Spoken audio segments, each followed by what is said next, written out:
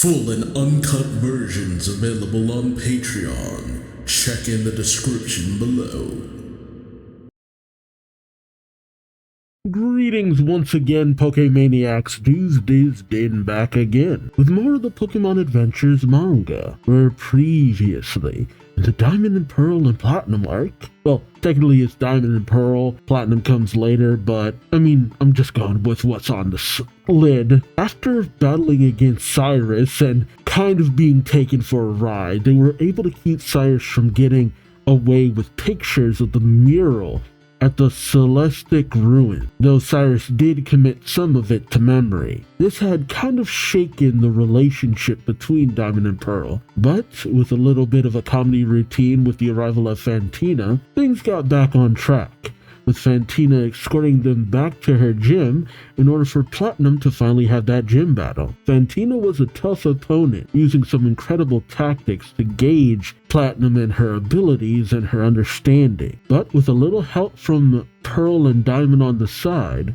Platinum was able to overcome this, just in time to hear about the disappearance of Professor Rowan as well as her own father. Naturally, they race over to the scene of the crime, or the scene of the abduction, as it were. But we know the truth. One of the elite Team Galactic grunts took it upon himself to pose a bit of a ruse. Knowing that Taka and Iji are no longer in the picture and having video evidence of such, he goes and shows it to Mr. Berlitz, as well as a picture they had managed to obtain of Platinum, making Mr. Berlitz believe that Platinum is in their possession, lest he hand over a quite hefty sum for her return. When Platinum and the others arrive on the scene, he hears her father's voice in an unknown location.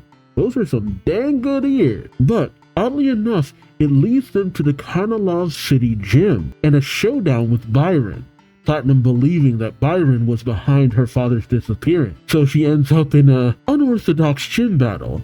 And things look even worse for Byron when Ponyta accidentally burns a nearby curtain, which reveals an imprisoned Rowan and Berlitz in a weird cube box thingy. But we know, thanks to a stopover by Rourke, that Byron has been investigating Team Galactic for some time, knowing that the team is shady and up to no good, though he wasn't able to prove anything. Will this all be sorted out? And there's also the fact that, well, it's only a matter of time before Platinum finds out that Diamond and Pearl are not her bodyguard. How will she feel about this revelation? Join me as I find out, won't you?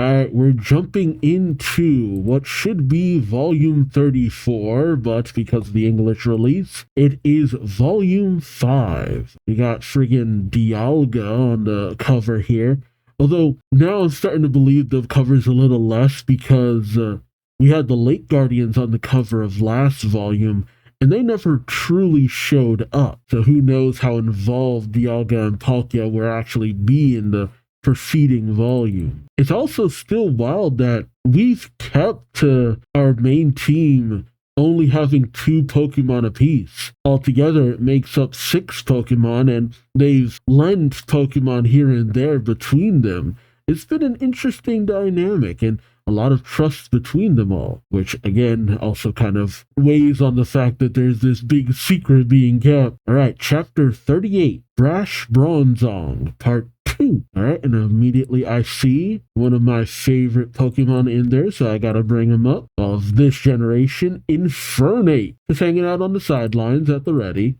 because this is a very unorthodox situation. As the curtain behind Byron is burned away, we see an imprisoned Mr. Berlitz and Professor Rowan. Platinum is shocked as she says, "Father?" Diamond and Pearl are also shocked as they say, "That's Lady's dad?" Pearl says, "He's been captured." Diamond says, "Hey Pearl, aren't those 2 men the ones we bumped into back at Jubilife?" Yep, it's all coming together. Pearl says, "You're right, and that was when the switcheroo happened. Our ticket for the trip we won got exchanged with the letter for the bodyguards." Pearl thinks to himself, we switched places with them. Did we confess before they figure it out on their own? But how can we explain? Did I say something? Is this the right time? Is this the right time? We have to tell Lady the truth at some point. He then says, no, this isn't our priority now. If Lay's dad got captured by this man, that means We were right about him. He's the one behind all this. Oof. It doesn't help that Byron looks so scruffy, and Platinum, with a fury in her eyes, shouts, "Release my father at once!" She sends in Bonita to attack the Bronzong, downing both of them because, flames, steel weak to flames. Byron shouts, "She knocked out both of them with one hit!" But wait, did you just call that man father? But Platinum's not even listening as she's gone over to her father and Professor Rowan. Wait. Byron starts sweating up a storm. Did he imprison them accidentally, thinking they were some kind of criminals? It's then that his, what is it called again? Sheldon? Yeah. Brings Platinum's scarf with the gym badges on it in front of him. He says, "That scarf she threw. Gym badges." He thinks to himself, "This reminds me of something Rourke said." And he remembers previously saying to Rourke, "You lost to a challenger? Could use a little more training, huh?" He thinks to himself, that means, oh no, I started battling because they looked like bad news, but it seems I've made a big mistake. This is an honest-to-goodness trainer I've taken on. As Platinum takes one of Byron's shovels, she goes to swing it on the weird prison her father and Rowan are in. He shouts, "Step back, father, step back. I'm going to smash this cage and set you free."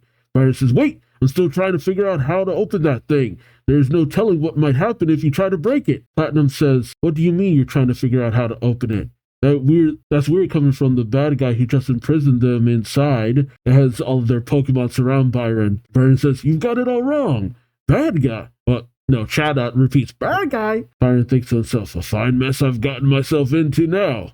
I never expected the daughter of the imprisoned researcher to show up. He remembers talking to Rourke saying, "I'm headed back to Orberg City, but until this mystery is solved, let's both try to stay calm. Just because something arouses your suspicion doesn't mean you should jump to conclusions." Oh boy.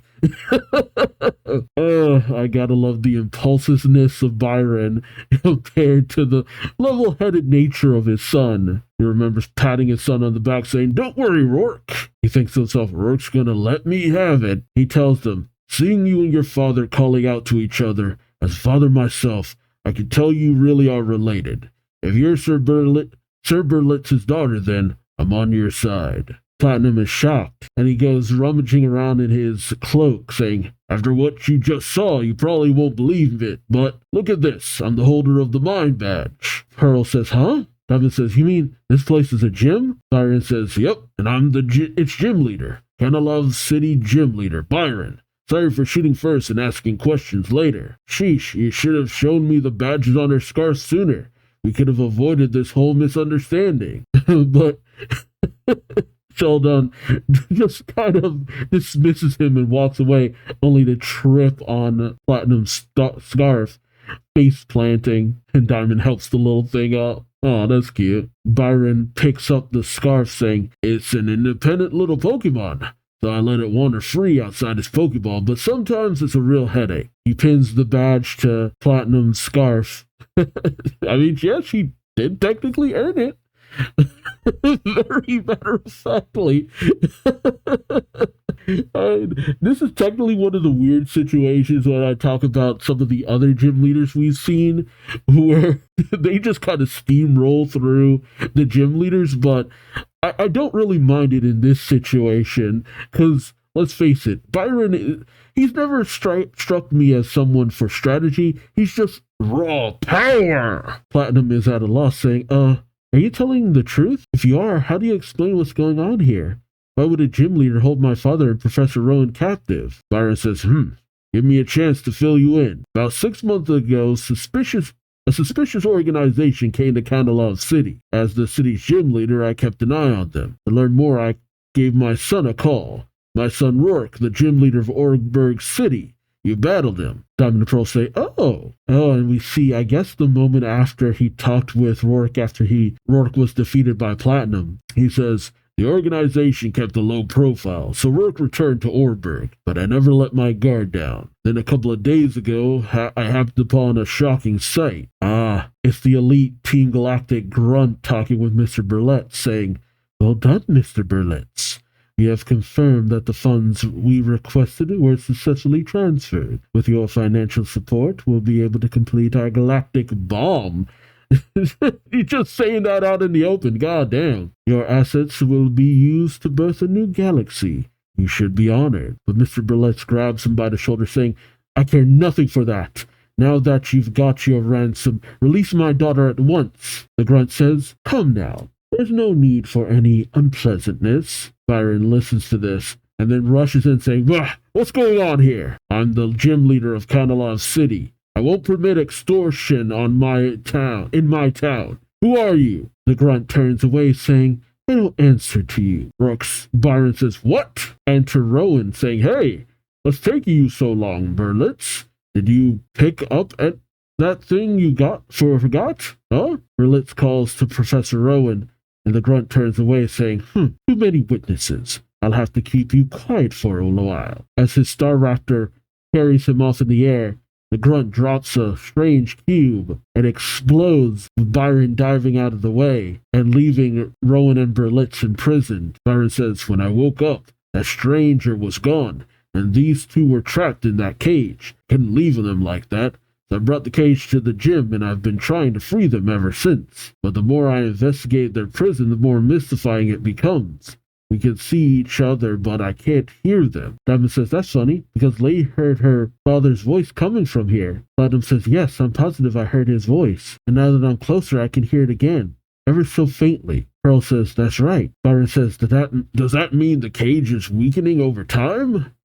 I guess that makes sense. The grunt might not want to just outright kill Burletts in case they want to try to secure more funds, extort him more funds from him, but they don't want him immediately going to the police or anything beforehand. Burletts, his voice finally being able to be heard, he says, you can hear me? Platinum says, you're coming in a little clearer all the time. Her father says, you can hear me now? He says, yes, I can, Father. Father says, I'm so glad. You're all right. I really wish I knew what his first name was, but it's just Burletts. Oh well. He says, I'm so glad you're all right. When I found out you'd been kidnapped, I had nearly fainted. To think that the elite bodyguards I hired were overcome by that miserable gang. How frightened you must have been. Platinum says, whatever do you mean, Father?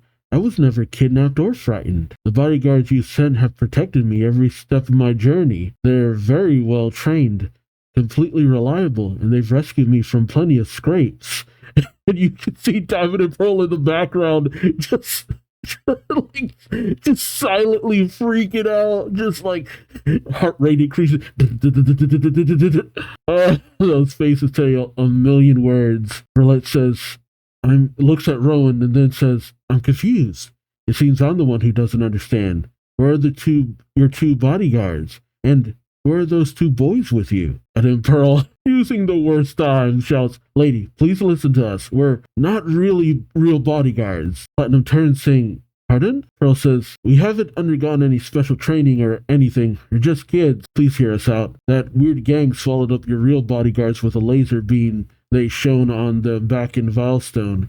Your bodyguards disappeared right before our eyes, never to be seen again. This whole trip started out as a big misunderstanding, but please believe us when we say this, lady. They both say, we pledge to protect you till the end of your journey, and we meant it. Both Dia and I kept up our training through Pokemon battles so we could defend you, and the Platinum holds out her hand saying, what? I'm speechless. I'm overjoyed that my father and Professor Rowan were safe, but what you're telling me, I don't understand. Is it true? I'm in shock. I don't know what to make of this. But what upsets me the most is that, here it comes. You knew all about it, and you kept me in the dark. I trusted you, and you lied to me. Yeah. The biggest part is just how dangerous the situation had become. Honestly, that's something they should have at the very least kind of kept her appraised of. Because the moment the real danger started to set in, they probably should have said something to her. Platinum takes off. Mr. Burlett says, wait, where are you going? Diamond calls out to her saying, Lady! Yeah, that went about as well as I expected. It's just no, I kind of effed up. Wait, she has the badge. Why is it on the list? Or is it because she didn't take her scarf with her? Oh, okay, huh. wonder if we can finally stop calling her lady. Alright, chapter 39. Startling Staraptor. We cut to Veilstone City, Galactic Veilstone Building, the one with the spikes, as we see work still being done on the galactic bomb. The elite grunt is overlooking it, and then he turns as Cyrus enters, saying, "Any day now." The grunt says, "Lord Cyrus." Cyrus says, "Thanks to the funding you acquired, the galactic bomb will be completed soon. How is the work going?" The grunt says, "Smoothly. First, we must determine the point of detonation. Then, taking into account capture, simulations, and transportation, we're about 1 week away. Is this bomb not so much about exploding, but opening something? Maybe a way to, I don't know, get Dialga and Palkia?" Then, taking into account capture, simulations, and transportation, we're about 1 week away. Oh, timetable. Cyrus says, "Very good. Our plan will be implemented a week from now. Next Saturday, we detonate the galactic bomb." Jeez. We cut back over to Canalov City, where we see Platinum sitting outside of the gym, I think, or the hotel. Oh, and you see Pearl and Diamond watching from the window, giving her some space. Diamond says, "Is Lady all right?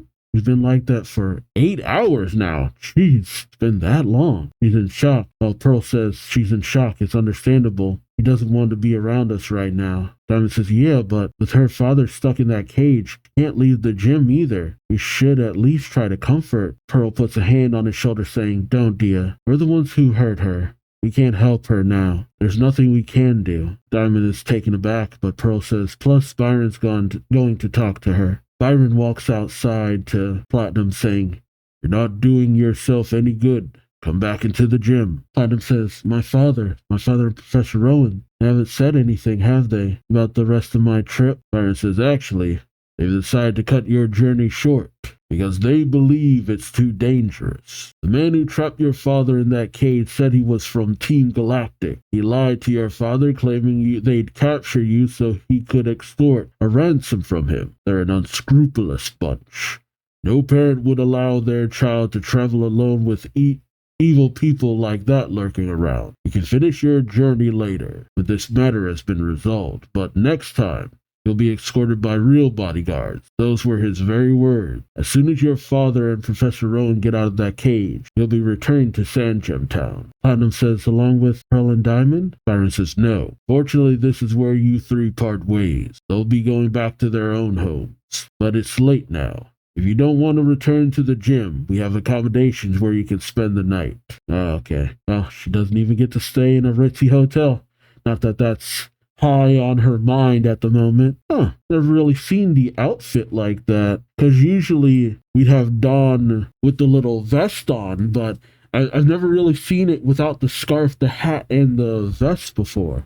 I mean, probably I have, but I'm just not used to it like that. Now she's sitting in her little room and says to her Pokemon, "Ponyta and Polion, what should I do? My heart is so heavy and I'm so tired. I can't stand to think about it anymore." Uh-oh. Cut to Platinum fast asleep on her bed. The advanced grunt lurking out her window, friggin' perv, saying, "He's asleep. That's lucky. If she'd have been awake, I would have had to battle her. That's precisely what I hoped to avoid."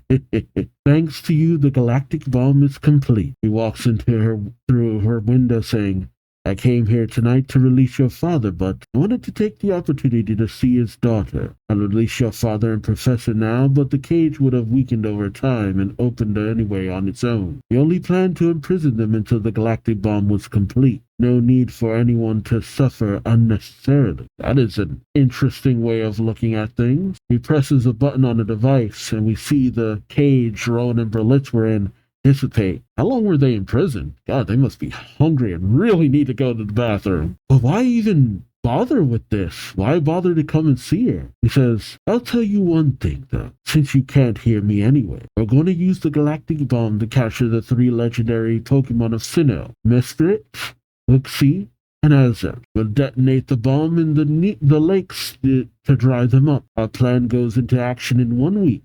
next Saturday. Something about you telling her this seems wrong. He says he knows she can't hear him, but it's almost like he wants her to try to stop them. No, I think he does. It's what Cyrus said previously, that the connection the three of them have to the three Lake Guardians to represent what they each represent. I think he wants to use each of them to get the Lake Guardians so that they can capture them by following them. This is a setup. I think this is a setup. Something ain't right here. No, that's too.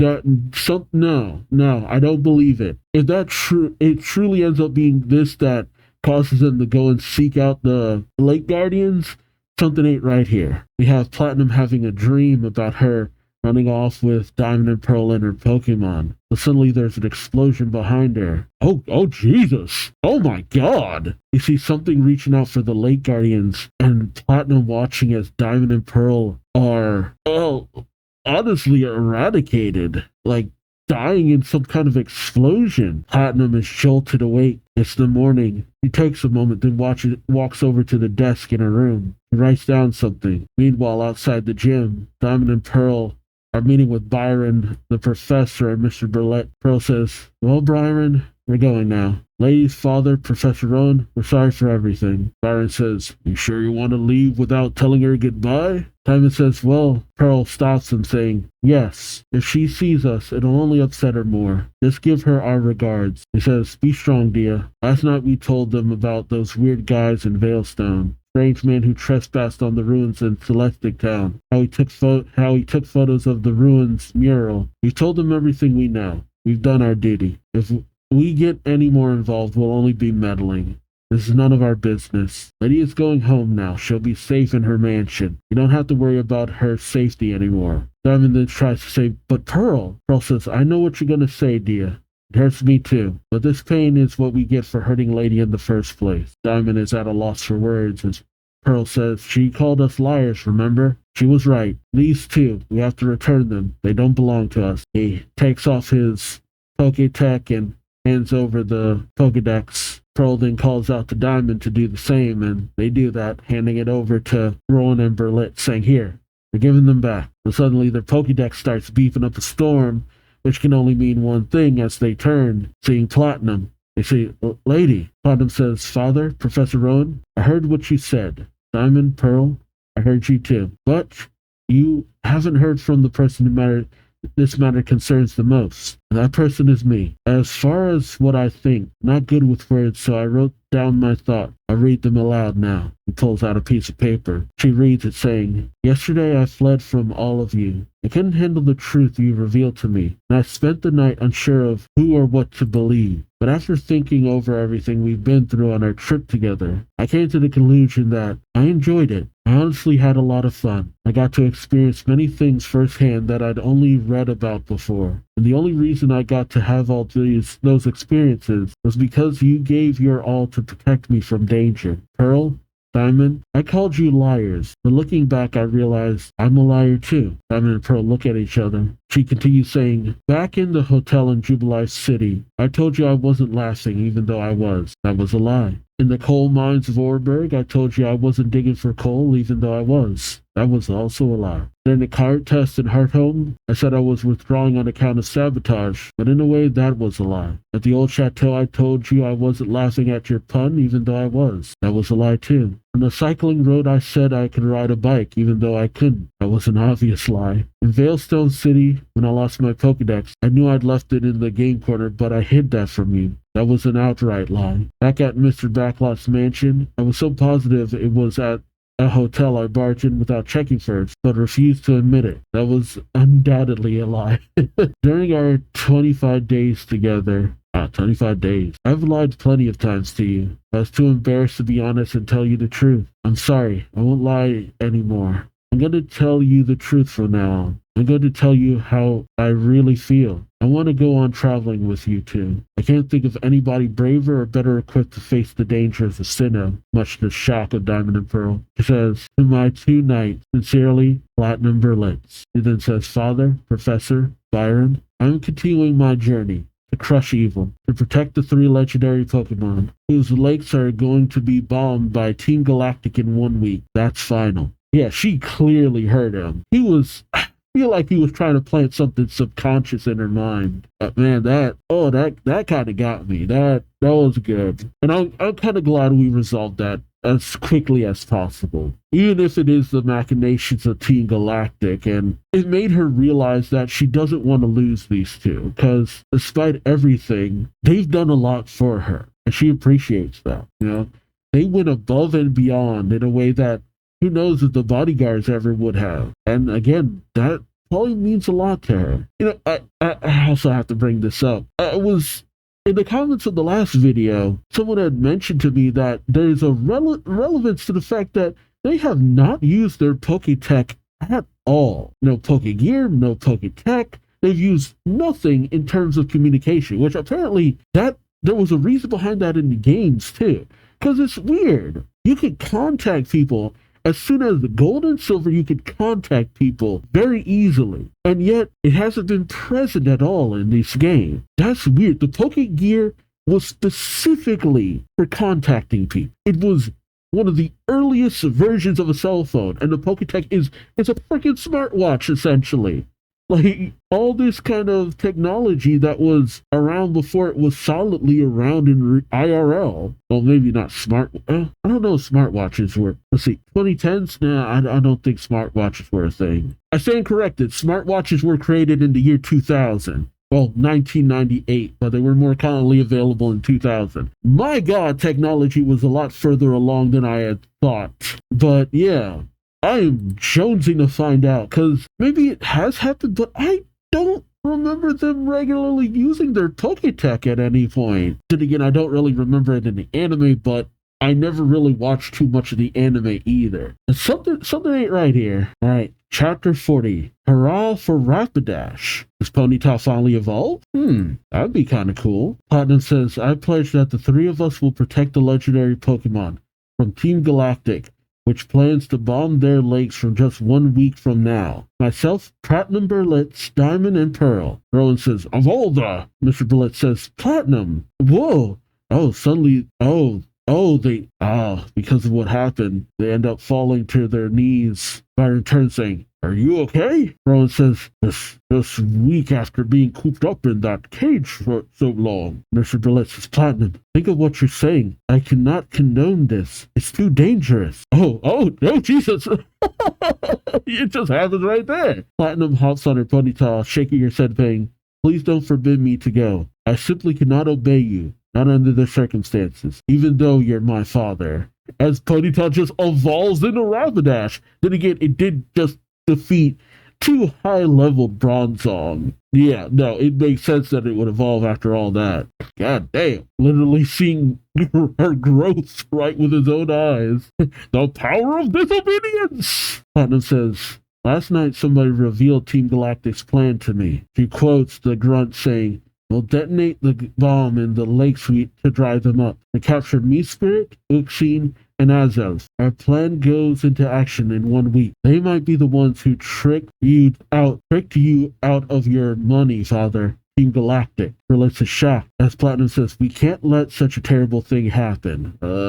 Platinum, you're smart, but you need to be smarter about this. This is what they want. Berlitz says, Platinum, are you saying you intend to put a stop to this yourself? You don't actually think you can beat them, do you? You don't have the strength to defeat such powerful evil. Byron takes a moment, then pulls out a Pokeball, bringing out Bronzong. Pearl shouts, Lady, watch out for that extrasensory attack. And Bronzong does just that. But Rapidash instantly counters? What did Rapidash just do? I don't know, like countered it or something, or deflected the attack? Just through pure brute force? Everyone except Byron is shocked. And Berlitz yells, What is the meaning of this? Byron just chuckles, saying, As you just saw, your daughter is very capable. He even brings out all of her badges, saying, It's no wonder you've earned a whopping 6 gym badges already. That's right.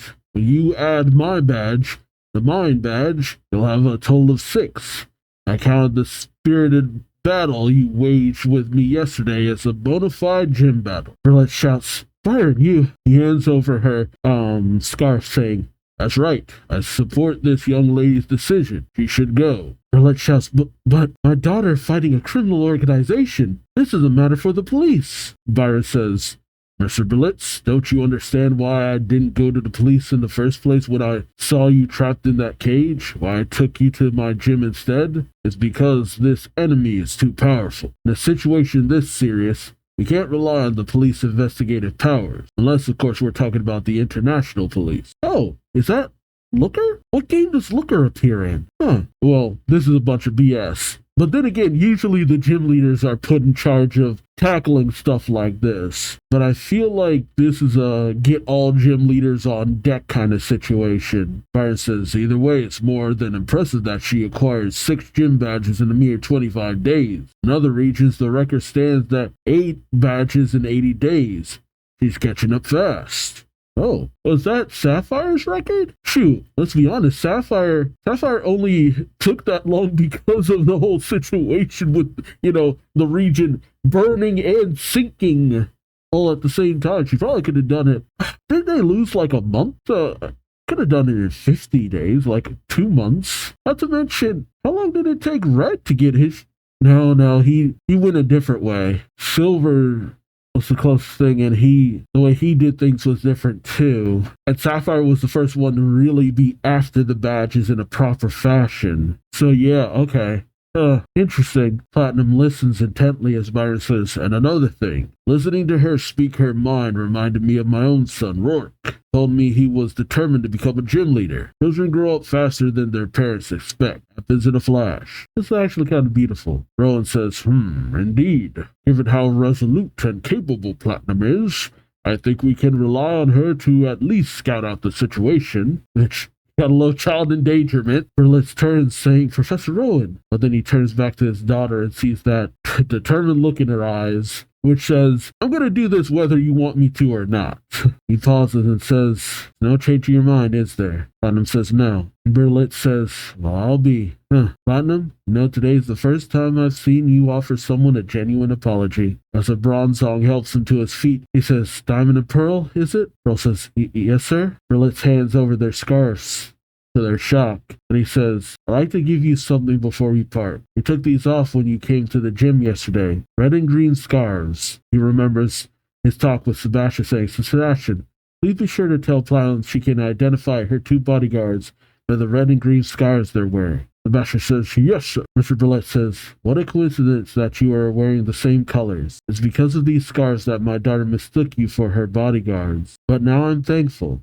That misunderstanding happened. Diamond and Pearl are shocked. Pearl saying, you mean you approve of us? Berlet says, naturally. My daughter is transformed, and those changes must be in part thanks to you. He puts the scarves around their neck. Rowan then says, it's decided then. Go and investigate what's going on at those 3 lakes, and report back to us with your finding. They'll say we will. Rowan then says, before you depart, let me see those Pokédexes for a moment. Platinum asks, what for?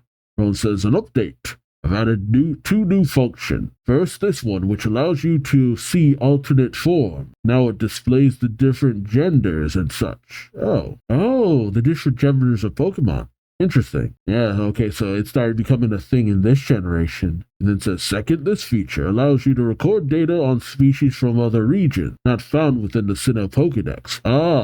Got the National Dex. I think that's how you use that phrase. Platinum says, wow, Professor. Rowan says, this is certainly good timing. I was going to present this version update at the conference. It's true that these Pokédexes were not meant for you in the first place, but I think you both deserve to keep them as well as these Pokédex. Take them, they're yours. I mean, I haven't really used the Pokédex that much, but whatever. Platinum says, the 3 Sinnoh lakes are Lake Valor, Lake Verity, and Lake Acuity. Gotta visit them one at a time. Pearl says, good idea. Diamond says, hold on a second, didn't you say the plan you learned about last night is going to happen in a week? I don't think we can make it happen by then.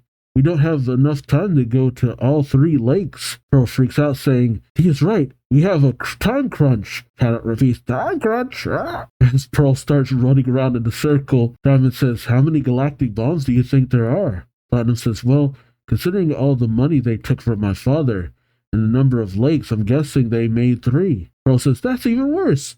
What if they detonate them at all the 3 locations at the same time. Going to one lake after another won't do much good then. Darn it, there has to be a solution. He trips, and Napoleon goes to catch him, but he accidentally rips something off of Napoleon, saying, "Oh, Napoleon, I'm sorry." But what plops down is the contest ribbon. Pearl says, "The ribbon from the contest in Hearthome. You still wear it, huh?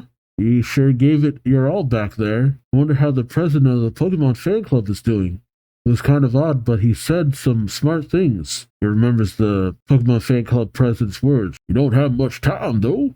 That's why it's vital that you divide up the work." And Pearl realizes, saying, "That's it. Since we don't have much time, we'll have to split up. After all, we're a group of 3. He puts out his fist. Diamond says 3 lakes. Platinum says 3 of us. Each of us will go to one lake and protect the lake's legendary Pokemon. They put their fists together, saying, "Yeah," which kind of defeats the purpose of Platinum having bodyguards, but she's capable enough to handle herself for the most part. And we have narration saying, once that issue was resolved, Pearl headed for Lake Valor, Platinum for Lake Acuity, and Diamond says, "I guess I'd better head for Lake Verity." But Byron stops him, saying, "Not so fast. Dia, is it? You're coming with me."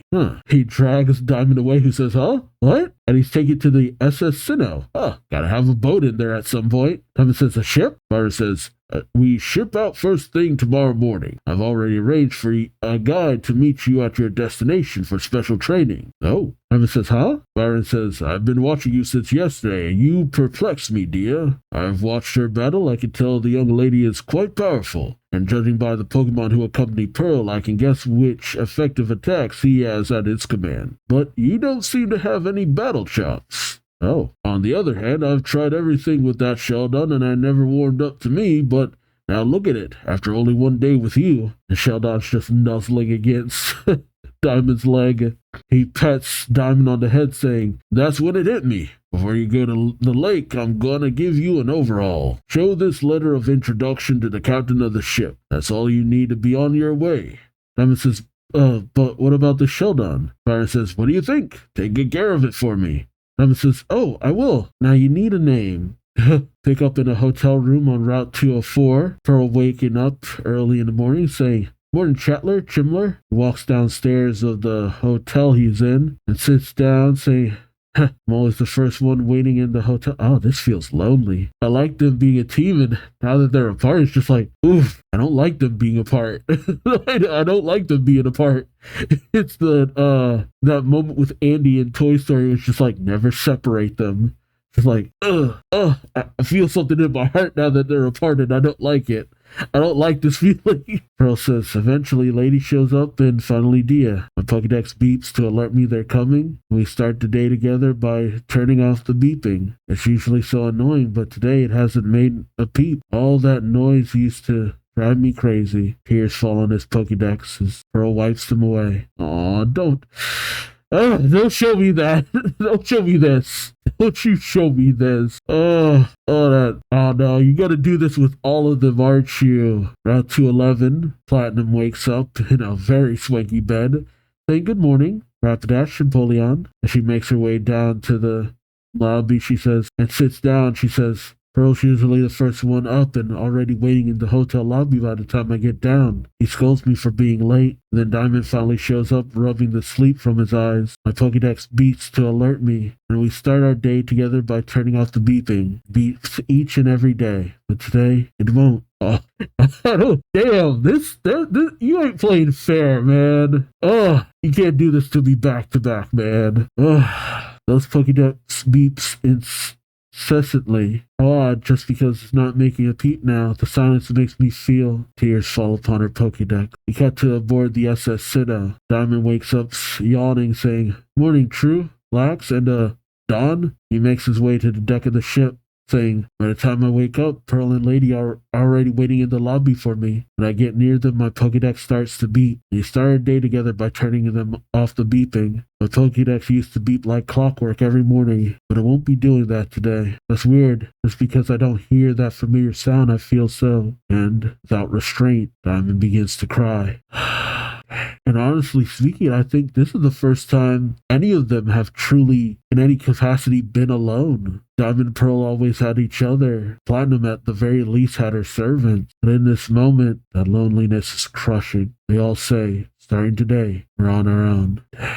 Shoot, that explains why the moment with them, Platinum, finding out the secret and then that little moment where they made up, didn't stick with me as much, but because they knew this was going to be the real gut punch. Dang. And it's not even that they were separated through any outside means. It was they were separated, forces beyond their control. Man. All right, chapter 41, Grumpy Glide Score. We pick up at the Kanalov dock. Wait, this isn't the sailor from the situation at the Sevi Islands, is it? It is. Eldrick. Man, the same guy. He used to work for Lieutenant Surge. He's come a long way. Is he captaining the SS Sinnoh? He waves off his family.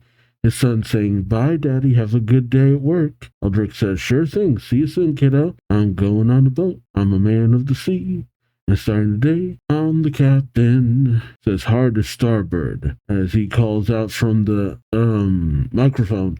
The SS Sinnoh is departing. On the bow, Diamond eating with his Pokemon. The drawbridge opens, allowing the boat to set off to sea. Eldrick says everything's shipshape. We got no passengers or cargo, so my first day on the job will be easy sailing. That's a relief. They say the seas can be pretty choppy near Full Moon Island, but doesn't look like we'll have any trouble. Suddenly a sailor comes in saying, Captain, we've got an emergency. Eldrick questions, what's the matter? The sailors say, our rations. They disappeared from the mess hall. Eldrick says, what? Impossible. I'll go see for myself. I'll wait for him to run in and find Diamond and his Pokemon eating up everything. Eldrick says, what is a kid and a bunch of Pokemon doing picnicking aboard my ship? And with our rations, no less. Stowaways? Pirates? Tells him, look here. Who do you think you are? Diamond says, you must be the captain of the ship. My name's Dai. These are great. Try some. He hands over a rice ball. Captain says, they are? Dai, is it? Thanks, don't mind if I do. He then says, wait, this is my food to begin with. Diamond says, see, I knew it wouldn't help. True, lax, Don. Diamond says, I was just going to say hello and thank you for taking us to our destination, but I got lost and came across this food, and by the time I realized it, Lax was making a mad dash for the vitals, and I tried to stop it, but the inside of the ship is so dark and cramped I couldn't nab it, and I'm so glad to finally meet you. Eldrick says, ditto, glad to make your acquaintance. He then grabs Diamond and says, wait, are you nuts or just plain stupid? We're taking the ship around and booting you off. For crying out loud, this is supposed to be a special day. I've been riding the high seas for 20 years. Jeez. I've sailed everywhere throughout every waterway. And today's the first day I get to be captain of the SS Sinnoh. He turns and sees Diamond and his Pokemon all asleep. He says, hey, don't nod off when I yell at you. Diamond says, but I'm so full. Makes me sleepy. Eldrick says, all available sailors report to me at once on the phone for the ship. Keep an eye on this stowaway and make sure he doesn't doze off in the middle of my lecture. But nobody comes. Eldrick says, huh? Nobody's responding. Diamond then points out the window saying, Captain, everybody's asleep out there. Huh. Yeah, we see everybody passed out on the deck. Eldrick says, what the? They don't seem sick, but hey, wake up. He shakes the sailor. Diamond says, maybe they all fell asleep from eating too much. Eldrick says, nonsense. They've all been knocked out. They say that in these regions, if you don't stay alert, you could have a run-in with ferocious wild Pokemon. Diamond says, I know. Eldrick says, you do? Diamond says, yeah, I can see for myself right now. Eldrick realizes and says, you can see for... He turns with a Gliscor bearing down on him. And here comes another of my favorite Pokemon, Gliscor. See, you can really tell that I really enjoyed Ash's team when it came to the Sinnoh region. Diamond brings out his Pokedex saying, that's Gliscor, the fanged scorpion Pokemon evolved from Gligar. It hangs by its tail and attacks from the air. The Eldrick sees the device and thinks, a Pokedex? As Gliscor comes in, just narrowly missing Torterra. It then goes for Munchlax and just barely misses it. Eldrick gets Diamond out of the way. As Eldrick says, Ice Fang, Thunder Fang, and Fire Fang. It uses different attacks depending on its enemy's type. Diamond says, those fangs are its strongest weapon. Here goes, let's do it. We got a ride on their ship and we've eaten their food, so let's show the captain our gratitude. Lax, true, Don, and I have to learn to fight better. I've got to become a stronger Pokemon trainer. First, Munchlax stops and drops all these berries. Eldrick says, "Look at all those berries it was hiding under its long fur. What's it going to do with them?" And when he sees Munchlax throwing all the berries, Eldrick says, "It's just throwing them. You get wind like that." Diamond says, "It's okay. It's buying me time. Now's our chance, Dawn." And we see Sheldon nuzzling against Torterra's tree on its back. Eldrick says, "It's just nuzzling that tree." Diamond says, "Uh-huh." And now its head's all shiny. Gligar goes for Sheldon's head. Eldrick saying, "Watch out." But when Gligar bites into it, it cries out in pain because it's so hard. Diamond says, "My Sheldon is a Steel-type Pokemon with super hard head. By polishing its armor against that tree, it made it even tougher." Eldrick says, "Your opponent shrank away from the impenetrable army. Now's your chance." Diamond says, "Right. True, use Razor Leaf." And the resulting attack hits Gliscor hard, and it falls to the ground. Eldrick says, "You did it. An amazing strategy using its fangs against it like that." Diamond says, "Thank you very much." He then says, "Oh, I forgot to give you this." There's a letter addressed to Captain Eldrick. Eldrick says, "Oh, it's from Byron." The letter says, "Dear Eldrick, it's me, Byron. Let this kid hitch a ride with you on the SS Sinnoh, will ya? I told him to make himself at home on your ship. Thanks for taking care of him, Byron." Eldrick says, "Oh, so that's the story. Byron introduced me to my wife. Can't turn down a request for a favor from him."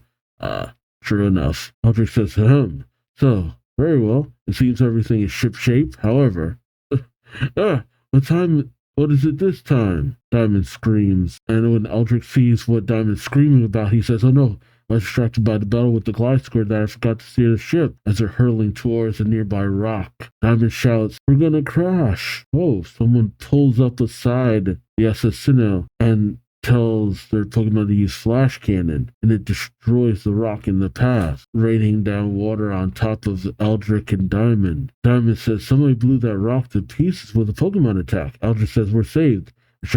I'll take the helm now. Eldrick then says, Diamond, I presume." Oh, it's Riley. Yo, Riley is so cool. Along with another of my favorite Pokemon, Lucario. Yes, some might say loving Lucario is basic. I'm happy to be so. I ended up with a deep love for Lucario and Sir Aaron, and I was so happy when I saw Riley. I didn't even realize he was in the games. That went for a lot of the stat grouping. It says, "My name is Riley. I've come here at Byron's request to train you. Let's be off quickly. We're going to Iron Island, all right?" Oh, we finally have things opened up so that they can have more Pokemon. I mean, it helps that Diamond got Sheldon. All right, 2 badges left. All right, in the last chapter of this video, chapter 42, Lucky Lucario Part 1. Riley explains, "Iron Island, a lone spot of land off Sinnoh's west coast. Only the SS Sinnoh, a cargo and passenger vessel from Kanalaz City, can take you here. It used to be a prime resource for minerals, a flourishing manufacturing island, but now it's been mined of all its treasures. It's been opened up to play a new role as a Pokemon training ground, a battle training ground for Pokemon trainers and gym leaders." Riley and Diamond depart for the island. Riley says, "Byron, the gym leader of Kanalaz City, comes here often to train." As they make their way up the island, Diamond says, "So this is it, huh?" Riley says, "That's right, Dia. This will be your proving ground. Let's not waste any time. Begin." He and his Lucario turn to face Diamond in battle. Riley says, "What are you waiting for? Unleash your Pokemon." All 3 at once. Diamond is shocked, but Riley says, "Your first step is to battle me. I'll use my Lucario. 3 versus 1 is fine by me. Go ahead and bring them out." Hey, that's impressive. Diamond says, "Lax, roll out. True, Razor Leaf. Dawn, Iron Tail." While Riley commands Lucario to use close combat, he manages to dodge out of the way of all 3 of their strikes. Lucario goes in for Torterra, slamming it in the shell, then bounds off of it. Riley then tells Lucario to use Aura Sphere, unleashing a myriad of blasts on all 3 Pokemon. The ground under Torterra starts to give way, and just as Diamond tells Torterra to use Wood Hammer, oh dang, Lucario manages to go on top of Torterra's tree on its back, lifts it up by that. Oh, and then has it come into the path of all the various aura spheres. Diamond shocks, saying, "What the, huh?" Bayley says, "Your three have reached their limit. This match is over. Lucario wins. My last command, Aura Blast, hit your Pokemon with a bunch of aura spheres. Lucario used the time it took for them to come down to its advantage. That's insane. You misjudged the situation. That's why you lost. But there is much I can commend you for. First, your defenses. Even though Torterra took a hit from Lucario's close combat, it didn't even quiver. Your Munchlax and Sheldon's defenses are just as strong. My point is, your three Pokemon might move slowly, but they form a team that could be unbeatable. When your Munchlax evolves into a Snorlax, and your Sheldon into a Bastiodon, they'll only get sturdier." Dang, real training. Another good strategy was your combination attack. Your Munchlax and Sheldon fled on the base of your Torterra's tree to avoid the aura spheres. At first glance, it appeared to simply be an evasion technique, but it served a dual purpose. By adding the weight of two more heavy Pokemon to their already heavy Torterra, the impact of Woodhammer multiplied. Dang. Lucario has the power to pick up on auras. Auras are the energy that everything people and Pokemon alike give off. Diamond reads the Pokedex that reads, "Lucaria, the aura Pokemon. By catching the aura emanating from others, it can read their thoughts and movements." Diamond says, "That's how it reads thoughts and predicts attack." "You mean," Riley says, "that's right. Lucaria knew every move your Pokemon would make in advance and reacted accordingly. Even though it could predict them, it couldn't fully manage the brute force they unleashed. Their strength is impressive." Diamond blushes and laughs, but Riley tells him, "Nevertheless, your Pokemon are too slow. They can't make the first offensive move. That's the first weakness you must address. Even though you were the first to command your Pokemon to attack, Lucario preempted them and delivered its blows first. Do you follow me?" Diamond says, yeah. Riley then says, "I decided on a course for you. You'll follow course A." Diamond says, "Questions, course A?"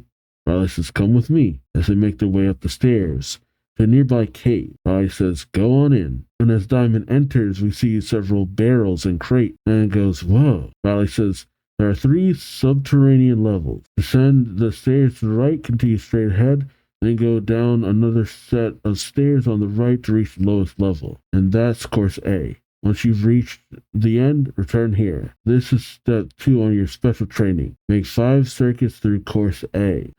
Diamond is confused by all these commands.